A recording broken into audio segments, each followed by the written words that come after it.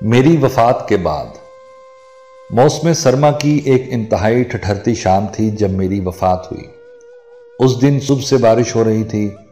بیوی مجھے ڈاکٹر کے پاس لے کر گئی۔ ڈاکٹر نے دوائیں تبدیل کی مگر میں خلاف معمول خاموش رہا۔ دوپہر تک حالت اور بگڑ گئی۔ جو بیٹا پاکستان میں تھا وہ ایک تربیتی کورس کے سلسلے میں بیرون ملک تھا۔ چھوٹی بیٹی اور اس کا میاں دونوں یونیسیف کے سروے کے لیے کراچی ڈیوٹی پر تھے۔ لاہور والی بیٹی کو میں نے فون نہ کرنے دیا۔ اس کا میاں بے حد مصروف ہے اور بچوں کی وجہ سے خود اس کا آنا بھی مشکل ہے۔ رہے دو لڑکے جو بیرون ملک ہیں، انہیں پریشان کرنے کی کوئی ضرورت نہ تھی۔ میں اور میری بیوی گھر پر تھے اور ایک ملازم جو شام ڈھلے اپنے گھر چلا جاتا تھا۔ عصر ڈھلنے لگی تو مجھے محسوس ہوا کہ نکاہت کے مارے بات کرنا مشکل ہو رہا ہے۔ میں نے اپنی پرانی ڈائری نکالی، بیوی کو پاس بٹھایا اور اسے رقوم کی تفصیل بتانے لگا جو میں نے موصول کرنا تھی اور جو دوسروں کو ادا کرنا تھی۔ بیوی نے ہلکا سا احتجاج کیا، بولی یہ تو آپ کی پرانی عادت ہے، ذرا سا کچھ ہو تو آپ ڈائری نکال کر بیٹھ جاتے ہیں۔ مگر اس کے احتجاج میں پہلے والا یقین نہیں تھا۔ پھر سورج غروب ہو گیا، تاریکی اور سردی دونوں بڑھنے لگی۔ بیوی میرے لیے سوپ بنانے کے لیے کچن میں گئی۔ اس کی غیر حاضری میں نے چند اکھڑی اکھڑی سانسیں لیں اور میری زندگی کا سورج غروب ہو گیا۔ مجھے محسوس ہو رہا تھا کہ آہستہ آہستہ اپنے جسم سے میں باہر نکل رہا ہوں۔ پھر جیسے ہوا میں تیرنے لگا اور چھت کے قریب جا پہنچا۔ بیوی سوپ لے کر آئی تو میں اسے دیکھ رہا تھا۔ ایک لمحے کے لیے اس پر سکتہ طاری ہوا اور پھر وہ دھاڑیں مار کر رونے لگی۔ میں نے بولنے کی کوشش کی مگر یہ عجیب بات تھی کہ میں دیکھ سب کچھ رہا تھا مگر بول کچھ نہیں سکتا تھا۔ لاہور والی بیٹی رات کے پچھلے پہر پہنچ گئی۔ کراچی سے چھوٹی بیٹی اور میاں صبح کی فلائٹ لے کر آ گئے۔ تینوں بیٹے بیرون ملک تھے۔ وہ جلد سے جلد بھی آتے تو 2 دن لگ جاتے۔ دوسرے دن عصر کے بعد میری تدفین کر دی گئی۔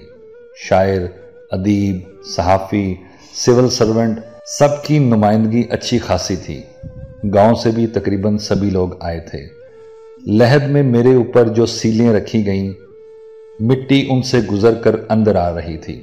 میرے بائیں پاؤں کا انگوٹھا جو زخمی تھا مٹی کے بوجھ سے درد کر رہا تھا۔ پھر ایک عجیب کیفیت طاری ہو گئی، شاید فرشتے آن پہنچے تھے۔ اسی کیفیت میں سوال جواب کا سیشن ہوا۔ یہ کیفیت ختم ہوئی، مجھے محسوس ہو رہا تھا کہ ابھی چند لمحے ہی گزرے ہیں مگر فرشتوں نے بتایا کہ تمہیں فوت ہوئے 5 برس بیت چکے ہیں۔ پھر فرشتوں نے ایک عجیب پیشکش کی۔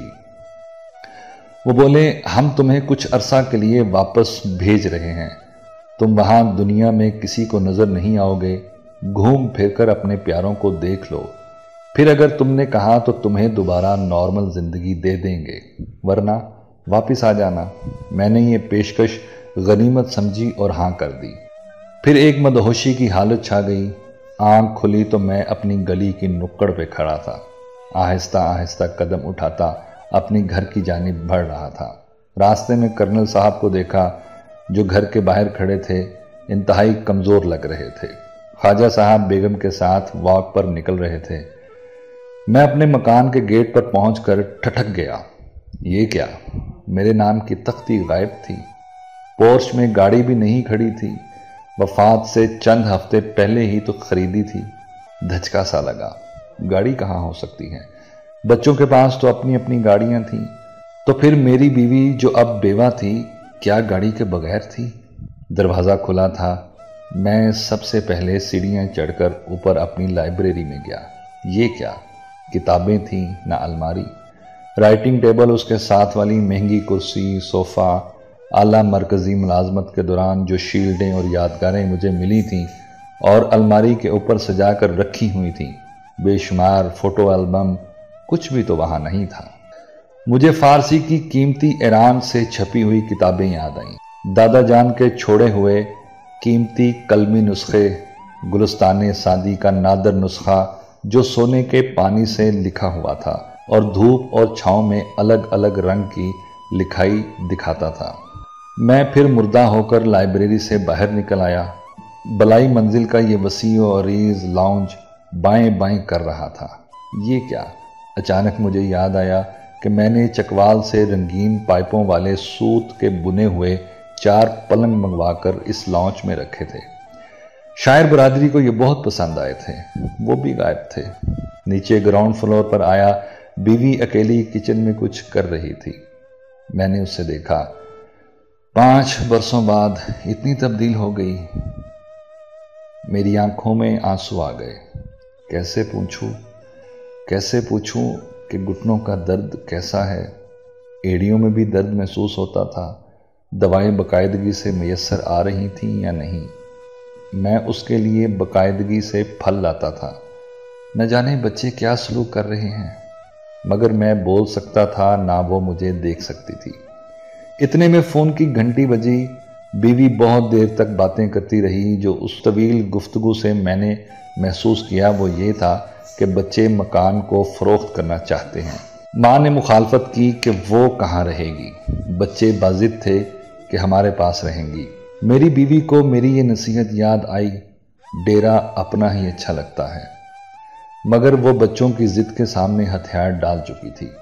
گاڑی کا معلوم ہوا کہ بیچی جا چکی تھی۔ بیوی نے خود ہی بیچنے کے لیے کہا تھا۔ اس کے لیے ایک چھوٹی آٹو ہی کافی تھی۔ میں 1 سال لوگوں کی نگاہوں سے غائب ہو کر سب کو دیکھ رہا تھا۔ ایک بیٹی بیٹے کے گھر جا کر ان کی باتیں سنی۔ کبھی کبھار ہی ابا مرحوم کا یعنی میرا ذکر آتا، وہ بھی سرسری سا۔ ہاں البتہ زینب میری نواسی اکثر نانا ابو کا ذکر کرتی۔ ایک دن ماں سے کہہ رہی تھی، اماں یہ بانس کی میز کرسی نانا ابو لائے تھے نا جب میں چھوٹی تھی، اسے مت پھینکنا۔ ماں نے جواب میں کہا، جلدی سے کپڑے بدل کر کھانا کھاؤ، پھر مجھے سہیلی کے گھر جانا ہے۔ میں شاعروں ادیبوں کے اجتماعات اور نشستوں میں گیا، کہیں اپنا ذکر نہ سنا۔ وہ جو بات بات پر مجھے اردو کا شاعر کہا کرتے تھے جیسے مجھے بھول ہی گئے۔ ایک چکر میں نے قبرستان کا لگایا۔ میری قبر کا برا حال تھا، گھاس اگی تھی، کتبہ پرندوں کے گند سے اٹا ہوا تھا۔ ساتھ والی قبروں کی بھی یہی حالت تھی۔ 1 سال کے جائزے کے بعد میں اس نتیجے پر پہنچا کہ میری موت سے اس دنیا کو کوئی فرق نہیں پڑا، ذرہ بھر بھی نہیں۔ بیوی یاد کر لیتی ہے، تاہم بچے، پوتے پوتیاں، نواسے سب بھول چکے تھے۔ ادبی حلقوں کے لیے میں اب تاریخ کا حصہ بن چکا تھا۔ دنیا رواں دواں تھی، کہیں بھی میری ضرورت نہ تھی، نہ گھر میں نہ باہر، نہ تہذیبی حلقوں میں، نہ معاشرے میں، اور نہ ہی اقتصادی تبدیلیوں میں۔ زندگی بڑی تیزی سے گزر رہی تھی، تبدیلیاں آ رہی تھیں، ہوائی جہاز کی رفتار تیز ہو گئی تھی، دنیا کا سارا نظام سمٹ کر موبائل فون کے اندر آ چکا تھا۔ میں ان جدید ترین موبائلوں کا استعمال ہی نہیں جانتا تھا۔ فرض کیجئے میں فرشتوں سے التماس کر کے دوبارہ دنیا میں نارمل زندگی گزارنے آ بھی جاتا تو کہیں بھی میرا ویلکم نہ کیا جاتا۔ بچے پریشان ہو جاتے، ان کی زندگیوں کے اپنے منصوبے اور پروگرام تھے جن میں اب میری کوئی گنجائش نہ تھی۔ ہو سکتا ہے کہ بیوی بھی کہہ دیتی کہ تم واپس آ کر میرے مسائل میں اضافہ کر رہے ہو، میں اکیلی بچوں کے ساتھ رہ رہی ہوں، بچے اب تمہیں کہاں لے کر سنبھالتے پھریں گے۔ دوست تھوڑے بہت باقی بچے تھے، وہ بھی اب بیمار اور چل چلاؤ کے مراحل طے کر رہے تھے۔ میں واپس آتا تو دنیا میں مکمل طور پر انفٹ ہوتا، نئے لباس میں پرانے پیوند کی طرح، جدید بستی میں پرانے مقبرے کی طرح۔ میں نے فرشتوں سے رابطہ کیا اور اپنی آخری خواہش بتا دی، میں قبر میں واپس جانا چاہتا ہوں۔ فرشتے مسکرائے، ان کی بات بہت مختصر اور جامع تھی۔ وہ بولے، ہر انسان یہی سمجھتا ہے کہ اس کے بعد جو خلا پیدا ہوگا وہ کبھی بھرا نہیں جا سکے گا، مگر وہ یہ نہیں جانتا کہ خلا تو کبھی پیدا ہی نہیں ہوتا۔ ہمارے دماغوں میں بھی یہی سوچ ہے کہ یہ گھر، یہ کاروبار، یہ نوکری، یہ دنیا کی رونقیں، یہ بچوں کی کفالتیں، یہ بیوی کی ضرورتیں سب میری وجہ سے ہیں۔ اگر میں نہ رہا تو دنیا کی گردش رک جائے گی۔